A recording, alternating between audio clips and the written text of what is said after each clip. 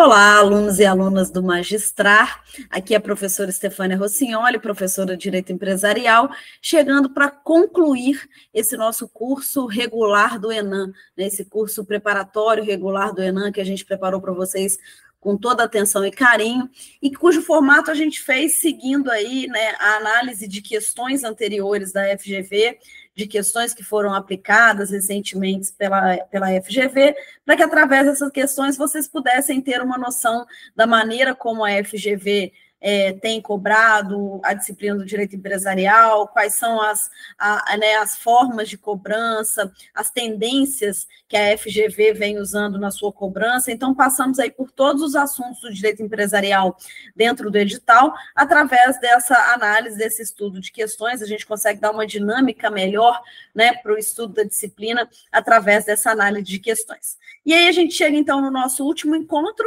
da programação desse nosso curso, em que a gente vai falar sobre os contratos empresariais. Lá no fundo do meu ser, eu acho assim, essa história de separar contratos empresariais, ela nem faz muito sentido mais pós-Código Civil de 2002, né? Os contratos que a gente acaba estudando aqui, eles não são utilizados só para atividade empresária. E você tem outros contratos que são estudados, às vezes, no direito civil, que tem muito âmbito de utilidade nas atividades empresárias. Então, essa divisão, ela nem, na minha cabeça, por exemplo, ela nem faz muito sentido. Mas a gente está pegando aí, dentro das últimas provas da FGV, aquilo que tem tido uma incidência maior. E aí eu separei para vocês, né, pessoal, eu separei para vocês 5 contratos, né, 5 espécies de contrato que a gente tem dentro do direito empresarial e que está sendo um índice de cobrança maior, que tem mais a ver mesmo com o direito empresarial. Vocês vão reparar uma coisa aqui, né? Dentro de cada divisão do direito empresarial, a gente vê que a FGV tem um perfil. Às vezes é um perfil mais texto de lei, às vezes é um perfil mais caso prático, às vezes é um perfil mais entendimento jurisprudencial, STJ, etc. Contratos empresariais está meio misturado, texto de lei e entendimento jurisprudencial, mas tem uma tendência na parte de contratos empresariais, questões muito longas, questões muito grandes, questões enormes, que aí são questões de prova que você vai perder muito tempo ali analisando cada uma das alternativas, mas é o que a gente tem que estar preparado. Eu vou começar com vocês falando sobre o contrato de franquia. O contrato de franquia, o contrato em que você tem a exploração de uma marca alheia. Então, na franquia, eu sou dono, eu sou titular de uma marca devidamente registrada no Instituto Nacional da Propriedade Industrial, e eu vou franquear o uso dessa marca. Eu vou permitir que uma pessoa utilize da minha marca através de um contrato de franquia, usando a minha loja, usando, né, a minha logo, usando aí os meus produtos, muitas vezes, porque a franquia pode ser de serviços, a franquia pode ser de indústria, a franquia pode ser meramente comercial, então depende de cada tipo de franquia. A gente tem uma legislação que foi alterada há não muito tempo, que é a Lei 13.966 de 2019, né? É a atual lei de franquia, ela revogou a 8.955 de 94, que era a lei anterior. Então, atualmente, o contrato de franquia, ele está tratado na Lei 13.966 de 2019. Ele começa falando do que é o contrato de franquia, né? É o contrato através de um franqueador, autoriza por meio de contrato um franqueado a usar marcas e outros objetos da propriedade intelectual, sempre associados ao direito de produção ou distribuição exclusiva ou não exclusiva de produtos e serviços, e também ao direito de uso de métodos e sistemas de implantação e administração de negócio ou sistema operacional desenvolvido ou detido pelo franqueador mediante remuneração direta ou indireta, sem caracterizar relação de consumo ou vínculo empregatício em relação ao franqueado e seus empregados, ainda que durante o período de treinamento. A parte principal dessa lei está no artigo 2º, que é as regras da circular de oferta de franquia, da COF, né? Para a implantação da franquia, o franqueador deve oferecer ao interessado uma circular de oferta de franquia que tem aí todos esses incisos que eu recomendo vocês a memorizar. Essa circular de oferta de franquia, ela vai vincular o contrato depois. Ela tem uma obrigatoriedade de ser apresentada sob pena de anulabilidade do contrato final, e ela vincula tudo aquilo que está na circular de oferta de franquia tem que constar do contrato depois, né? Então, assim, é muito importante a gente saber sobre essa questão da circular de oferta de franquia, mas essa questão especificamente, ela está presente no artigo 3º da lei, que ela está falando sobre subfranqueamento, sublocação. O artigo 3º, ele fala assim, nos casos em que o franqueador subloque ao franqueado o ponto comercial onde se acha instalada a franquia, qualquer uma das partes terá legitimidade para propor a renovação do contrato de locação de imóvel, vedada a exclusão de qualquer das partes do contrato de locação e de sublocação por ocasião de sua renovação ou prorrogação, salvo nos casos de inadimplência dos respectivos contratos ou contratos de franquia. Então, aqui ele vai falar sobre essa situação de sublocação e etc. E aí vem o parágrafo 1º desse artigo, parágrafo único desse artigo 3º, fala assim: o valor do aluguel a ser pago pelo franqueado ao franqueador nas sublocações de que trata o caput poderá ser superior ao valor que o franqueador paga ao proprietário do imóvel na locação originária do ponto comercial, desde que essa possibilidade esteja expressa e clara na circular de oferta de franquia. Então, aqui ele está falando de uma situação em que o franqueador alugou o imóvel e agora vai sublocar o franqueado dele, e que ele pode ganhar em cima disso, né, cobrando mais caro do que o que ele paga para o proprietário do imóvel, desde que isso esteja presente na circular de oferta de franquia. Bom, vamos dar uma olhadinha na questão aqui, vocês vão ver que ela tem um caso prático, assim, ela traz uma situação prática, mas que é texto de lei. A questão estava na prova aplicada para a Câmara dos Deputados, consultor legislativo, aplicada em 2023. Dizia, de acordo com a legislação que disciplina a franquia empresarial, nos casos em que o franqueador subloque ao franqueado o ponto comercial onde se acha instalada a franquia, é correto afirmar que, e aí vem essa questão, né, do contrato, como que o que pode nessa situação de sublocação. Letra A, o valor do aluguel a ser pago pelo franqueado ao franqueador na sublocação poderá ser superior ao valor que o franqueado paga ao proprietário do imóvel na locação originária, sendo uma das condições para que tal possibilidade conste de forma expressa e clara da circular de oferta de franquia. Como ele para aqui na circular de oferta de franquia, está errado. Por quê? Porque não tem que constar só na circular de oferta de franquia. Tem que constar na COF, na circular de oferta de franquia, e no contrato. É o que ele fala aqui. Essa possibilidade esteja expressa e clara na circular de oferta de franquia e no contrato.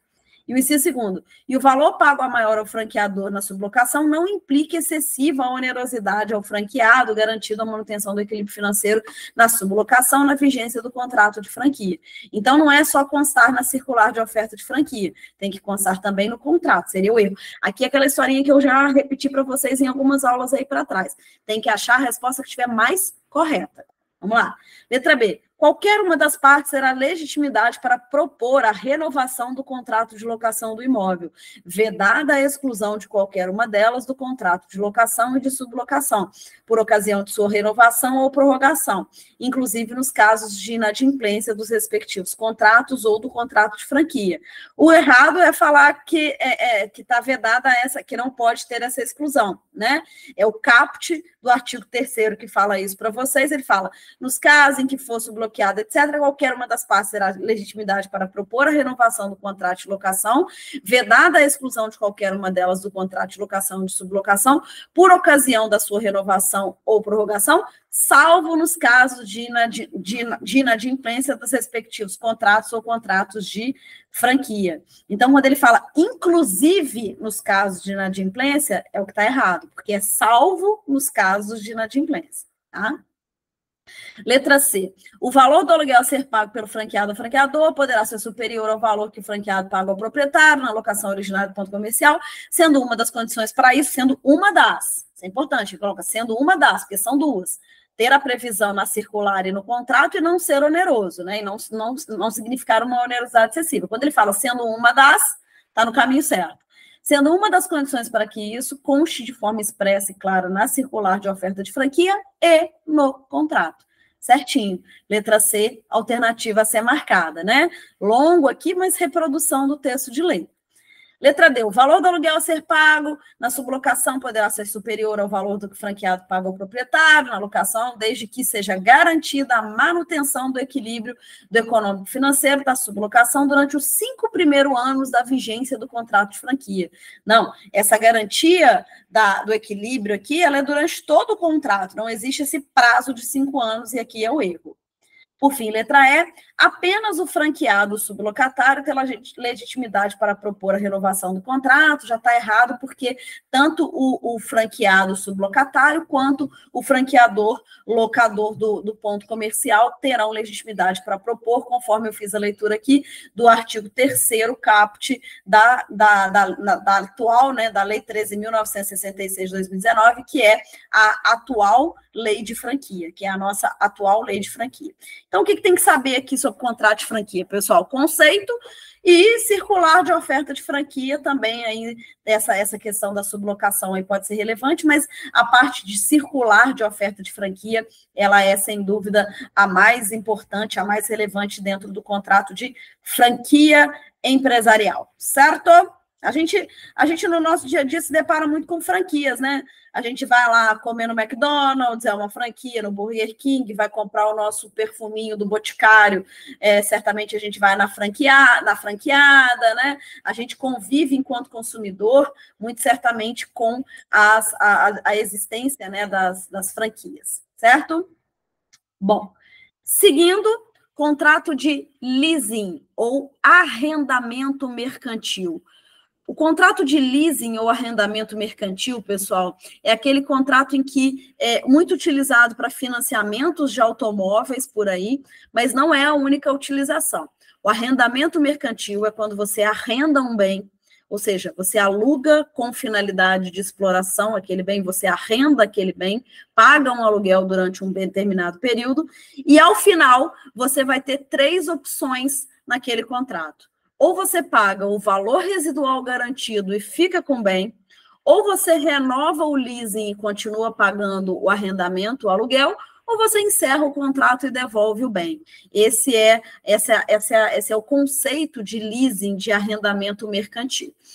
Essa questão aqui, ela estava falando especificamente sobre uma resolução do Conselho Monetário Nacional, que é a resolução 4977 de 2021, que fala sobre as operações de arrendamento mercantil, principalmente no que diz respeito a bens imóveis, né, de arrendamento mercantil desse tipo de bem, e fala sobre as situações relativas a prazo de arrendamento. O assunto mais comum no caso de arrendamento mercantil, quando a banca quer cobrar, por exemplo, entendimento do STJ, etc., é muito ligada à VRG, que é o valor residual garantido.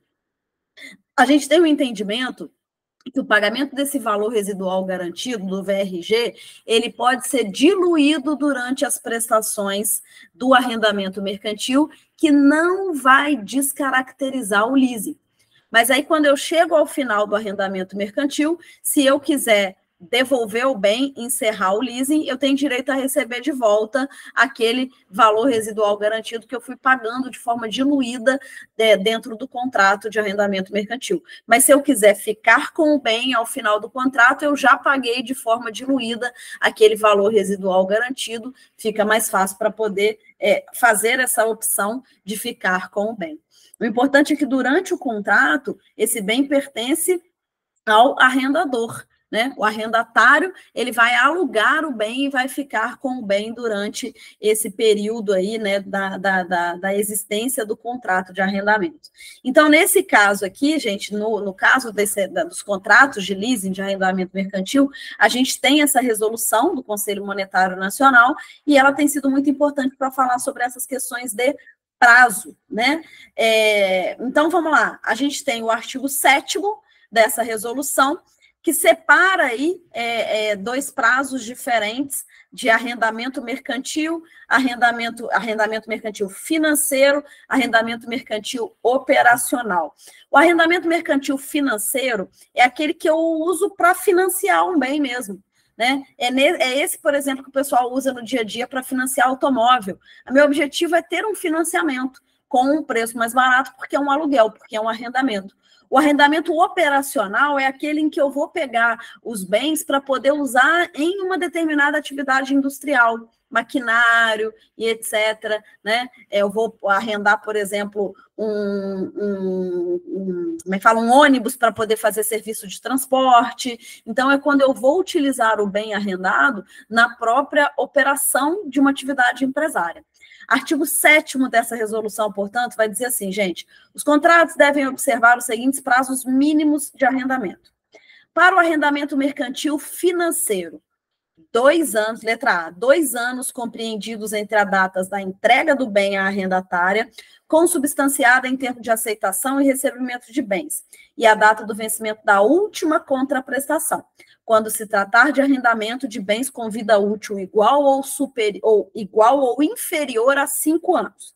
Então, tem que ser um prazo de 2 anos quando o bem que você está arrendando e for um arrendamento financeiro tiver vida útil inferior a 5 anos. Um carro não é o caso.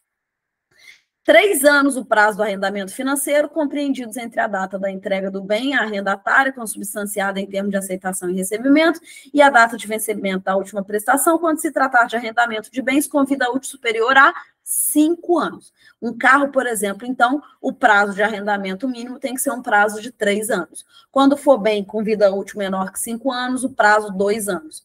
Arrendamento mercantil operacional, o prazo é de 90 dias. No mínimo. Então, quando é prazo para maquinário, essa coisa, eu tenho um prazo bem menor, um prazo de arrendamento de 90 dias. Os financeiros, eu tenho aí o prazo de 2 anos ou 3 anos, dependendo da vida útil do bem, tá? Então, a questão falava, né, os contratos devem observar em relação ao prazo mínimo de arrendamento, letra A, 2 anos para arrendamento mercantil financeiro de bens com vida útil igual ou inferior a 5 anos, considerando esse tempo compreendido entre a data da entrega do bem à arrendatária, consubstanciada em termos de aceitação e recebimento de bens, e a data de vencimento da última contraprestação. Certinho, letra A aqui já é a alternativa a ser marcada. Decoreba pura, né, pessoal? Memorização única e exclusiva aqui do texto de lei, essa questão. Vamos ver por que as outras estão erradas, vai ser detalhezinhos em relação ao prazo. 1 ano para arrendamento mercantil operacional. Não, 90 dias para arrendamento mercantil operacional. Letra C. 5 anos para o arrendamento mercantil financeiro dos bens com vida útil superior a 5 anos. Não, é 3 anos, não são 5 anos. E aí, essa consideração entre a entrega do bem efetiva e a última prestação estaria certo, mas o prazo é de 3 anos. Letra D. 3 anos para o arrendamento mercantil financeiro de bens com vida útil igual ou inferior a 5 anos. Não, o prazo de 3 é para bens com vida útil superior a 5 anos. Igual ou inferior a 5 anos é de 2 anos. 6 meses para o arrendamento mercantil operacional, considerando-se o tempo compreendido entre a data, tal. Não, o prazo é de 90 dias do arrendamento mercantil. Certo, pessoal? Agora, um outro detalhe de entendimento jurisprudencial sobre arrendamento mercantil. Apesar de você ter um aluguel do bem, e aí principalmente nos arrendamentos financeiros de automóvel, né? E aí o bem pertencer, né, ao arrendatário, né, ao arrendador, à instituição financeira, quem responde, por exemplo, por tributos, por multas e etc., é quem está na posse do bem, que é o arrendatário, tá? Então, essas são as situações aí mais relevantes a respeito do arrendamento mercantil. A gente não tem lei especial própria para tratar de contrato de arrendamento mercantil, de contrato de leasing. A gente tem essa resolução aqui do Conselho Monetário Nacional, que é importante conhecê-la, certo? Vamos agora para o que mais tem incidência de cobrança, apesar de eu ter colocado para vocês aí uma prova, né, de 2022 da Assembleia Geral do Estado, né, de Minas Gerais, procurador do Estado, da AGE, né, de Minas Gerais, aplicada em 2022. Essa situação de alienação fiduciária em garantia, a gente tem um índice de cobrança aí um pouquinho maior, talvez pela realidade fática, né? Talvez pelo contrato de alienação fiduciária em garantia ser um contrato que a gente tem muita aplicabilidade prática. A alienação fiduciária em garantia, pessoal, é um contrato que ele comporta tanto na utilização de bens móveis quanto na utilização de bens imóveis, e aí eu tenho leis diferentes para tratar da alienação fiduciária de bens móveis e imóveis. No caso da alienação fiduciária de bens imóveis, a gente tem a Lei 9514 de 97, então alienação fiduciária de bens imóveis. No caso de bens móveis, a gente tem o Decreto 911 de 69.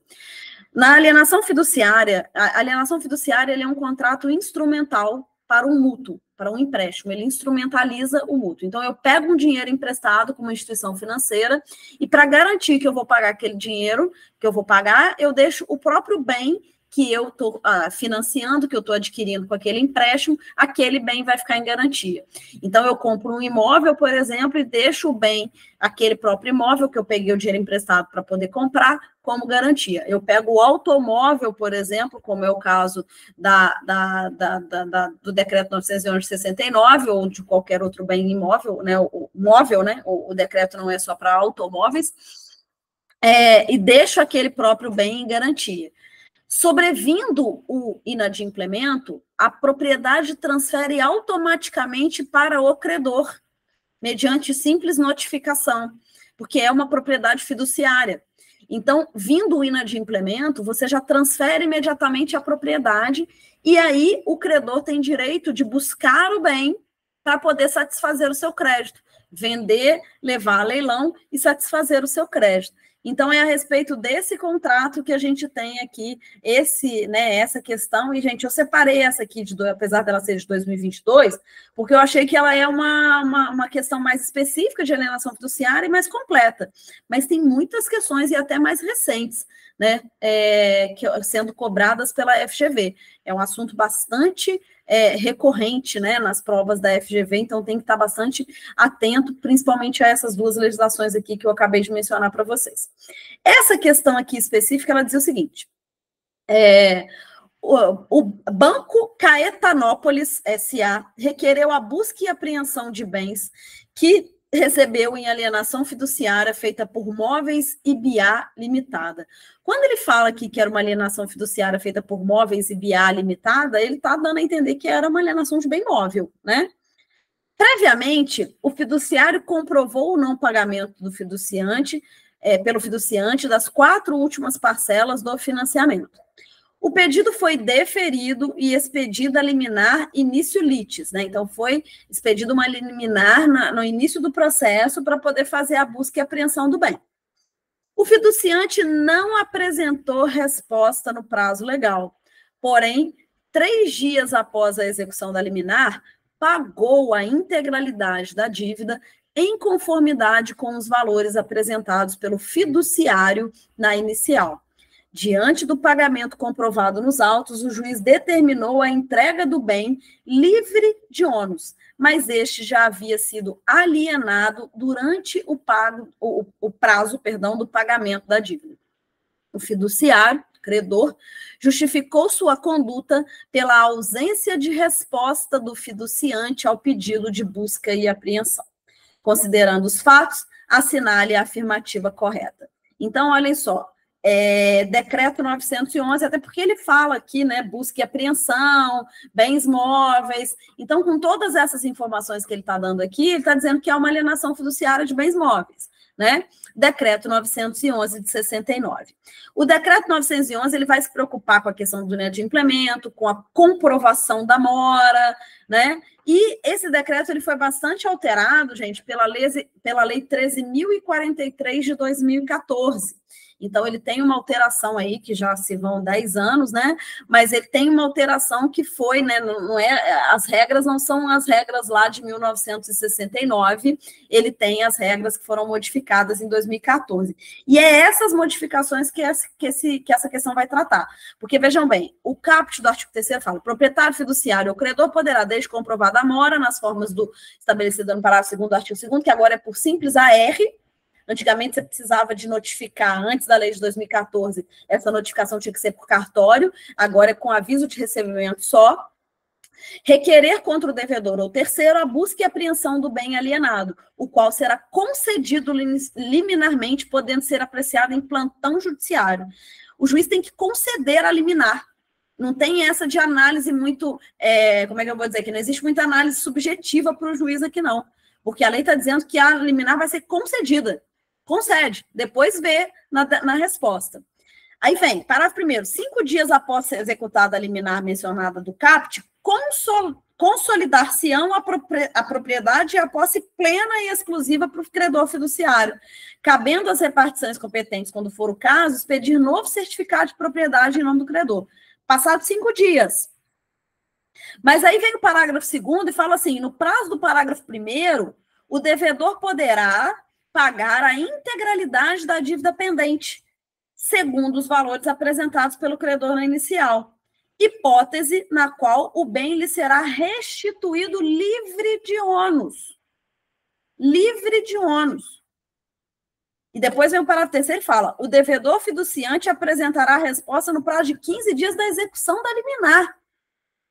Então, ele tem um prazo para pagar e quitar o débito e passar a ser o credor, o proprietário pleno, o proprietário pleno, e depois ele vai lá e apresenta contestação, se quiser também. Porque se não quiser, ele já tem a propriedade, ele já foi lá e pagou, acabou a discussão. Acabou a discussão. Tá? Então, você tem aqui uma situação em que ele tem direito a fazer esse pagamento, e se pagar, tem direito à propriedade plena. Aí vem o parágrafo 6º, inclusive, desse mesmo artigo 3º, pessoal, e fala assim, na sentença que decretar a improcedência da busca e apreensão, o juiz condenará o credor fiduciário ao pagamento de multa em favor do fiduciante, equivalente a 50% do valor originalmente financiado, devidamente atualizado, caso o bem já tenha sido alienado. Se ele alienar o bem antes do prazo, ele ainda vai ficar sujeito a pagar uma multa de 50% do valor que ele está cobrando. Por quê? Porque ele não pode vender fora do prazo. Ele só poderia vender depois que der o prazo de 5 dias e que a propriedade se consolidou para ele. Então, nessa situação aqui, ele jamais poderia ter vendido. Ele jamais poderia ter vendido bem porque ele estava dentro do prazo ainda para pagamento. Não pode vender. Vamos aqui, então, para as alternativas, né? Letra A.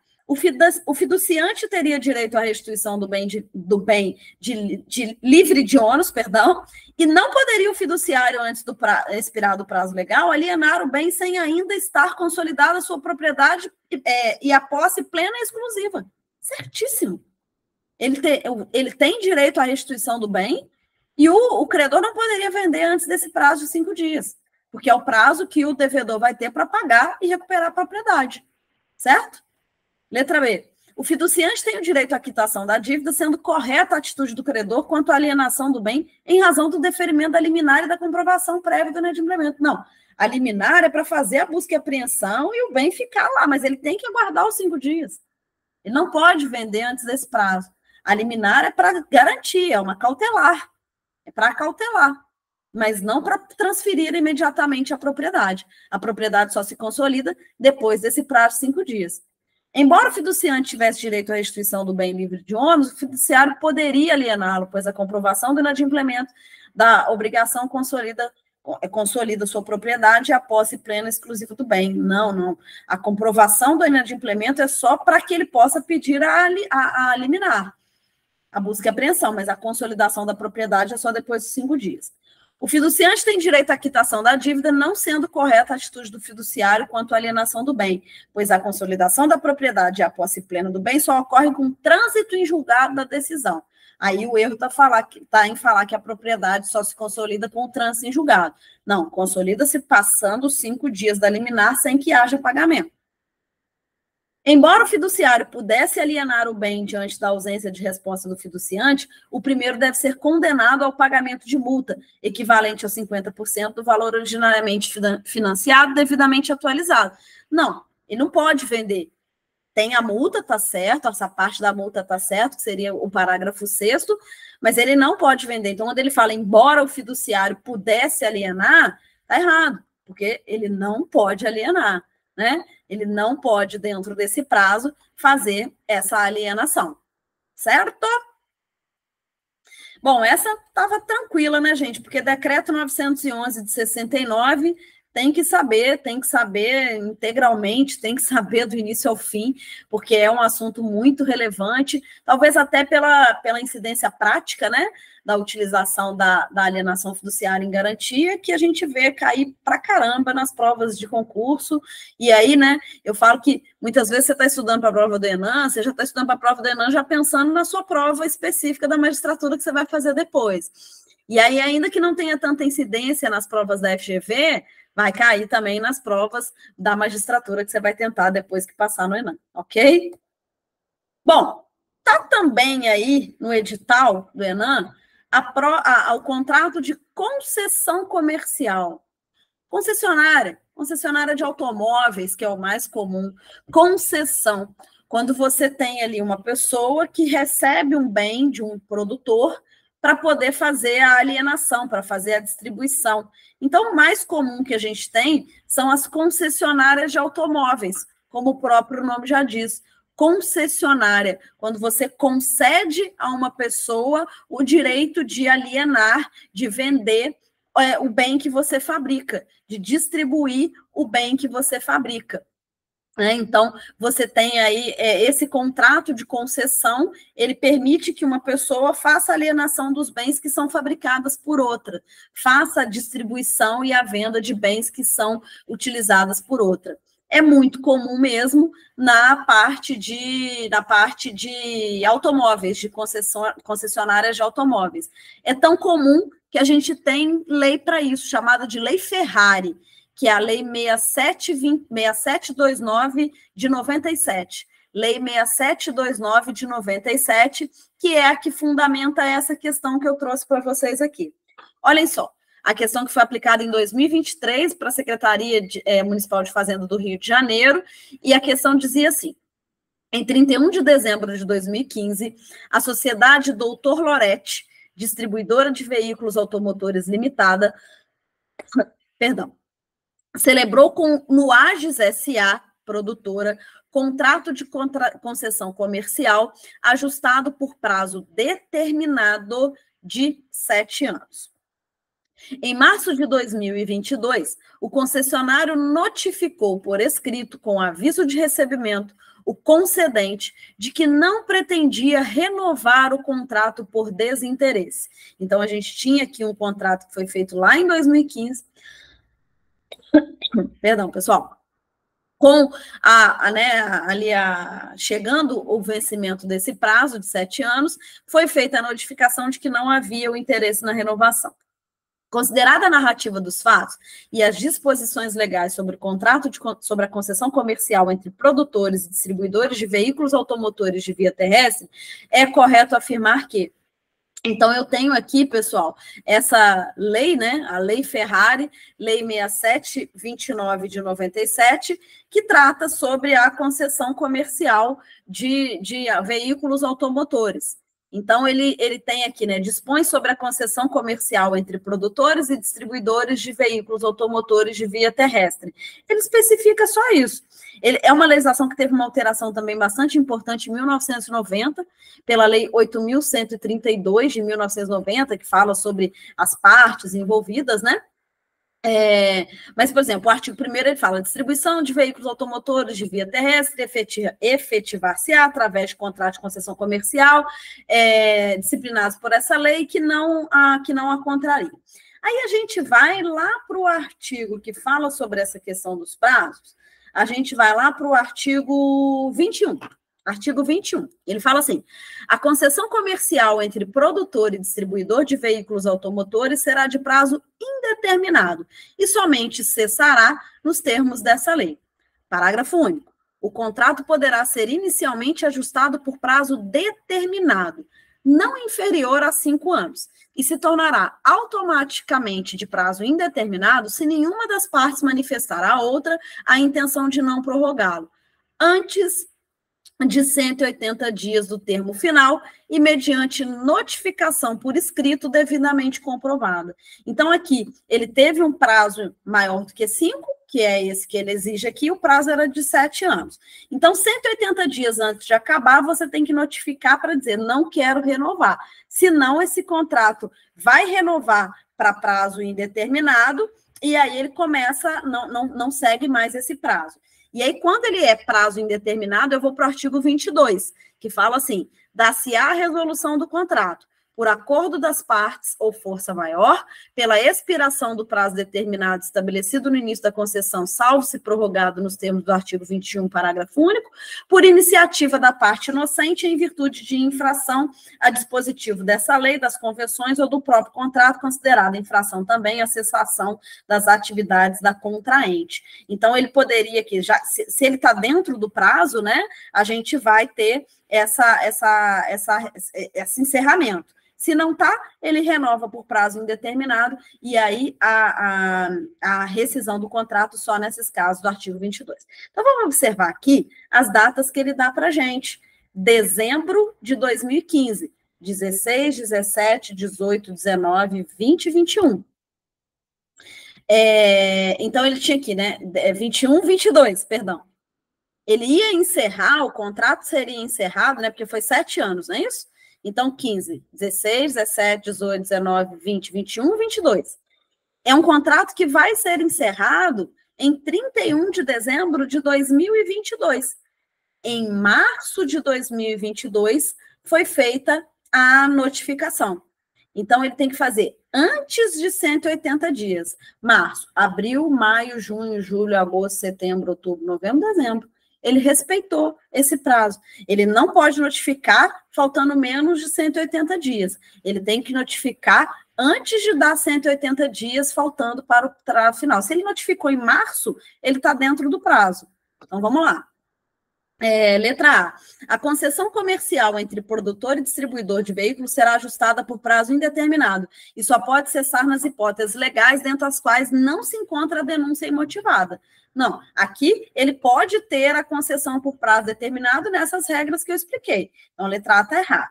B. O concessionário notificou por escrito com aviso de recebimento concedente antes de 180 dias do termo final, estando dessa forma o contrato extinto. Veja, ele notificou aqui, não foi dentro do prazo de 180 dias, ele notificou antes do prazo de 180 dias. Então, certo, letra B. Ele notificou antes do prazo de 180 dias, então, quando chegou ali dezembro de 2022, o contrato está extinto, certo?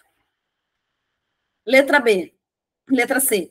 Como o concessionário notificou o concedente do desinteresse na prorrogação do contrato em março de 2022, após 60 meses de sua vigência, o contrato foi prorrogado por prazo indeterminado. Não existe isso. Teria sido prorrogado se ele não tivesse feito a notificação antes dos 180, né? Se ele tivesse notificado em agosto de 2022, você teria menos os 6 meses do dezembro, dos 180 dias, aí teria prorrogado já, tá? Diante de a notificação ao concedente ter sido feita nos 12 meses do último ano do contrato e por escrito, o contrato estará de pleno direito encerrado a partir de janeiro de 2023. Não, ele foi encerrado em dezembro de 2022, porque foi feita a notificação dentro do prazo de 180 dias. Então, não tem esse 1 ano aqui. Diante da tempestividade da notificação feita de forma correta, o contrato está extinto e o cedente é obrigado a readquirir o estoque de veículos novos pelo preço da venda à rede de distribuição vigentes da data de aquisição. Aqui, gente, nós temos o artigo 23, que fala sobre essas consequências do encerramento. Ele fala assim, o artigo 23 fala, o concedente que não prorrogar o contrato ajustado nos termos do artigo 21, fica obrigado perante a concessionária a, inciso, deixa eu ver qual que é aqui, o inciso primeiro, readquirir o estoque de veículos automotores e componentes novos, estes em sua embalagem original, pelo preço de venda à redistribuição vigente à data da redistribuição. Comprar-lhe os equipamentos, máquinas, ferramentas e instalações à concessão pelo preço de mercado correspondente ao estado em que se encontrem e cuja aquisição o concedente determinar ou dela tiver a ciência por escrito, sem lhe fazer oposição imediata e documentada, excluídos dessa obrigação os imóveis do concedente. Então, quando ele fala esse estoque novo de veículos aqui, ele só fala readquirir os veículos automotores e componentes novos, estes na sua embalagem original, pelo preço de venda à rede de distribuição vigentes na época da reaquisição. Então, na verdade, assim, ele é obrigado a readquirir o estoque de novos e os preços que não, e os produtos que não foram mexidos, né, que não foram devidamente utilizados pela pessoa que fez a extinção do contrato de concessão. Certo? Então, gente, quando a gente fala de contrato de concessão, Lei 6729, como estava aí no edital, né? Já que constou na parte do edital aqui do ENAM essa parte de contrato de concessão, o que vocês precisam saber a respeito de contrato de concessão, sem dúvida alguma, é Lei Ferrari, é essa lei que a gente tratou aqui nessa questão, certo? Bom, para finalizarmos aí nos contratos mais utilizados, né, nos contratos mais comuns, eu separei para vocês o contrato de factoring. E aí uma questão que foi aplicada no ano de 2022 para a Procuradoria-Geral do Estado de Santa Catarina, para a prova de procurador do Estado, aplicado pela FGV. Factoring, gente, é um contrato de antecipação de créditos. É um contrato de aquisição, de compra de crédito. E essa compra de crédito, ela é feita, né, através de cessão de crédito. Então, o agente, né, que faz a factoring, o fatorizador, ele é uma pessoa que compra créditos, o agente, e ele vai fazer cessão de crédito através de contrato de cessão de crédito. Então, o contrato de factoring, ele vai seguir as regras do Código Civil, do direito das obrigações de cessão de crédito. Esse é o entendimento do STJ, tá? Não existe nenhum tipo de lei especial para contrato de factoring. O contrato de factoring, ele nada mais é do que um contrato de antecipação de crédito, de cessão de crédito, e que você vai juntar vários créditos e vai fazer uma cessão única, né? Eu vou fazer uma leitura aqui para vocês da parte doutrinária do contrato de factoring, que diz assim: o factoring também conhecido como uma atividade comercial onde uma empresa vende os seus direitos creditórios para um terceiro através de títulos. Dessa forma, o membro terceirizado dessa relação vai adquirir crédito através de pagamento à vista dos títulos desejados. Então, a empresa de factoring, ela compra esses créditos, ela antecipa os créditos e paga aquele que tem os créditos a receber, que tem a antecipação desses créditos. É contrato, gente, de antecipação de crédito. E aí eu vou fazer a leitura para vocês de um julgado que está no informativo 697 do STJ, que vai tratar sobre essa questão de cessão de crédito, que fala assim: é válida a cláusula contratual inserida em contrato de cessão de crédito, celebrado entre uma empresa de factoring, né, que consagra a responsabilidade do cedente pela solvência do devedor.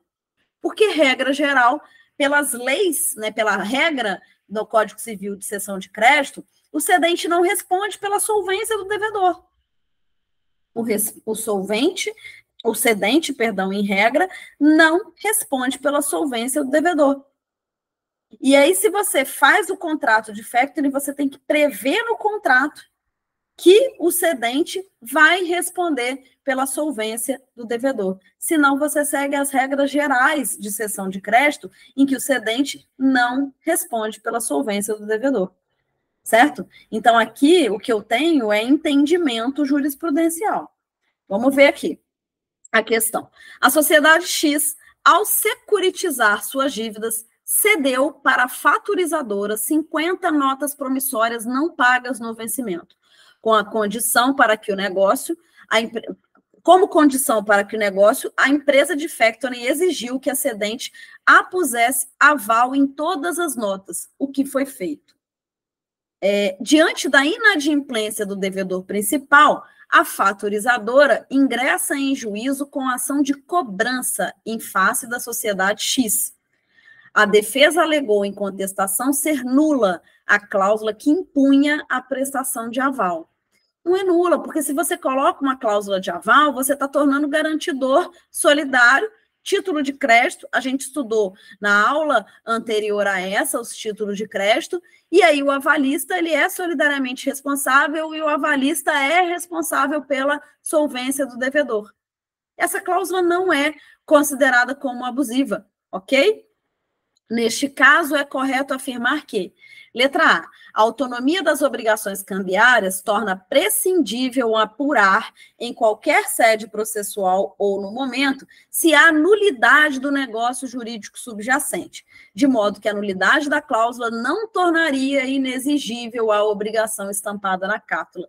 É totalmente ao contrário disso, que é o que a gente estudou na aula anterior a essa dos títulos de crédito. Pela autonomia das relações cambiárias, o vício de uma relação não vai contaminar os demais. Letra B. Via de regra, a faturizadora não tem direito de regresso contra a faturizada, na medida que a insolvência é o risco do negócio, que inclusive justifica o deságio na aquisição dos títulos. Mas nada obsta a que essas partes, em sua autonomia, ajustem a prestação do aval para coobrigar o cedente. Então, veja, ele está dizendo aqui, se eu coloco uma questão de aval, não, isso não impediria que eu torne essa pessoa que avalizou solidariamente responsável. Agora, isso, na verdade, aqui, se eu faço aval, eu estou tratando de título de crédito. O que você precisaria aqui, que o STJ fala para a gente, é que eu tenho que ter uma cláusula de responsabilidade do cedente. Uma cláusula de responsabilidade daquele que cede o crédito. Porque eu não estou falando do título de crédito, estou falando do contrato de factoring, do contrato. E o que ele está cobrando aqui é o contrato, e não a nota promissória. Letra C. O aval só será eficaz até o limite do valor pago com deságio pela faturizadora, por cada título, porque implicaria enriquecimento sem causa, permitir a cessão dos títulos por um preço inferior ao de emissão e obrigar a sociedade X a responder integralmente, completamente errado. O faturizador, ele tem direito de pagar mais barato, né, e cobrar o valor integral do título, porque é justamente esse o risco do negócio que ele faz, ele compra o crédito.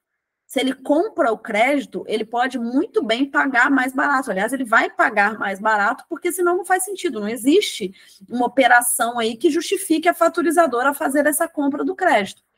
Então, não existe essa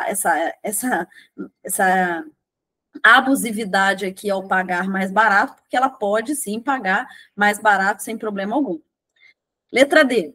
É nula a cláusula que impõe a prestação de aval à faturizadora, na medida em que isenta do risco do negócio, sendo certo que entre as partes originárias do negócio é possível discutir o contrato subjacente, sem prejuízo da autonomia dos títulos de crédito.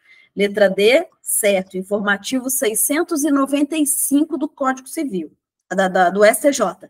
Informativo 695 do Código Civil. E aí eu quero que vocês entendam bem aqui o que eu estou dizendo para vocês. No contrato de factoring, você pode colocar uma responsabilidade pela insolvência. E essa cláusula de responsabilidade pela insolvência não é nula.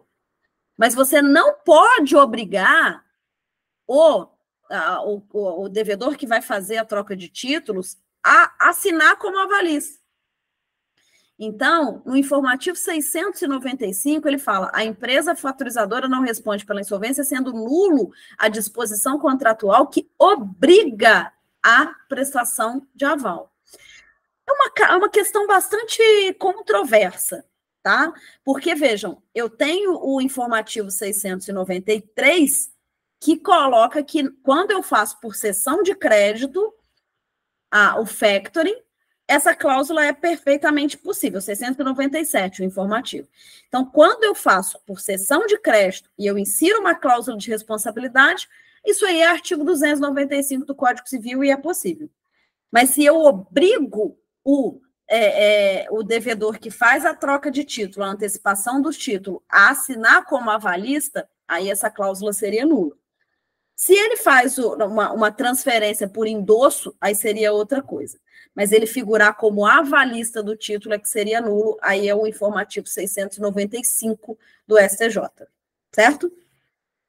Por fim, letra E, a nulidade do contrato subjacente é irrelevante na execução proposta diante da autonomia da obrigação cambiária, mas nada impede o posterior ajuizamento de ação causal com natureza indenizatória para reaver o quanto for pago pela sociedade X. Na verdade, se o contrato for nulo, e eu estou te falando de um contrato de factoring, eu estou falando do contrato e não da cessão de crédito, né, e não da cessão da nota promissória e não do endosso da nota promissória, e sim do contrato de cessão de crédito, a nulidade do contrato original, ele é, sim, relevante para a cobrança quando eu estou falando de um contrato de factoring. Então, o que a FGV quis nessa questão aqui? Que você diferenciasse contrato de factoring de transferência de título de crédito, de endosso de título de crédito. Se você faz só o endosso do título de crédito, aí vai seguir as regras que a gente viu na aula passada. Aval, a nulidade da origem não interfere e tudo isso. Mas como eu estou falando de um contrato de factoring, aí é o contrato de cessão de crédito, e aí é dessa forma como eu tenho que analisar. E o STJ tem entendido que essa obrigatoriedade do cedente do crédito aqui figurar como avalista, ela é considerada como nula, a cláusula que impõe essa obrigatoriedade de ser avalista. Se fosse um desconto de título, em que eu estou só transferindo o título de crédito, fazendo o endosso da nota promissória, seria possível. Enfim, questão bastante capciosa, né? Mas eu trouxe aí até para vocês entenderem as dificuldades, né, que às vezes a banca impõe aos candidatos. Bom, pessoal, então esse foi o nosso curso regular do ENAM, preparatório para o ENAM, nesse projeto em que a gente trabalhou com questões, né, que já foram aplicadas pela FGV, questões antigas que já foram aplicadas pela FGV, e através dessa questão, da análise das questões, a gente aprofundar um pouco mais nos temas do direito empresarial. Eu espero que vocês tenham aproveitado bastante o curso, estamos à disposição aí para tirar dúvida de vocês, e eu agradeço muito a atenção de todos vocês, a gente se encontra aí no próximo curso do Magistrar.